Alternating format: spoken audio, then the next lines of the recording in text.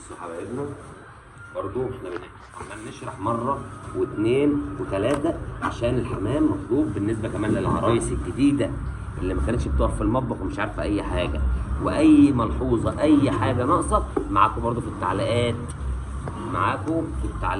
تسالوا تتكلموا، احنا هنرد على كل اسئلتكم وكل كل اجابتكم هنسالوا عليها كده زي ما احنا اتفقنا. بنطلعوا كده الانثى والكبده ماشي، والمصارين بنفتحوا فتحه حشو بالراحه ماشي، وكده بنطلعوا الحصنه اهي معانا، حصنه سهله وبسيطه خالص ما فيهاش اي ضرر وبالراحه. وانت حضرتك ماشي بتطلعي الحاجه بالراحه، اهم حاجه الحصنه تطلع منك بالراحه. ايوه